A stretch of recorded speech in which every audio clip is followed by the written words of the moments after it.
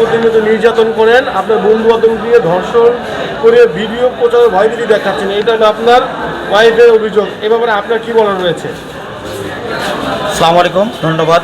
আমি বিজ্ঞ আদালতের প্রতি শ্রদ্ধাশীল এবং আমি মনে করি আদালত আমার পক্ষে একটা সুবিচার করেছে। এই জন্য আমার বিজ্ঞ আদালতকে প্রতি ধন্যবাদ, আমার বিজ্ঞ আইনজীবীর প্রতি ধন্যবাদ। আর হচ্ছে আমার সানাই মাহবুব যেটা লিগেশন দিয়েছিল সেগুলো সম্পূর্ণ ভিত্তি এবং হচ্ছে ভিত্তিহীন এবং মিথ্যা। এবং ভবিষ্যতে ইনশাল্লাহ আল্লাহ তো উপরে একজন আছেন, আল্লাহ বিচার করবেন। এই অভিযোগগুলো করার কারণ কি বলেন তো একটু? আপনি তো সংসার তার সাথে বসবাস করছেন, কারণগুলো কি বলেন তো? কেন আপনার আদালত যেটা ভালো মনে করবে এর বাইরে আমি বলতে পারবো না, উপরে আল্লাহ জানবে।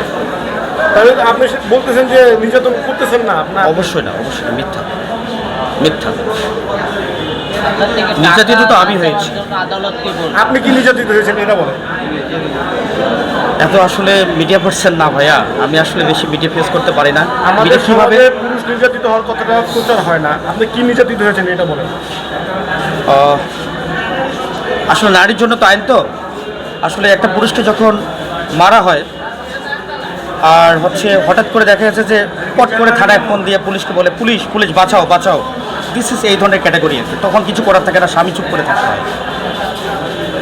এখন কি চাচ্ছেন আপনি? কি তার সাথে সংসার করতে? আমি তো অবশ্যই সংসার করতে চাচ্ছি এবং আমার মধ্যে আমি শুরু থেকে চাচ্ছি, আমার মধ্যে কোনো খুঁত নেই।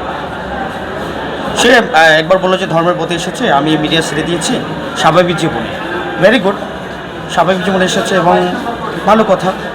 তো আমি তো স্বাভাবিক, আমি তো একটা বিশাল কিছু ছেলে, আমি একটা সাধারণ ছেলে, গ্রামের ছেলে। আপনার নাম? আমার নাম আবু সালেম মুসা। আচ্ছা, আইনজীবী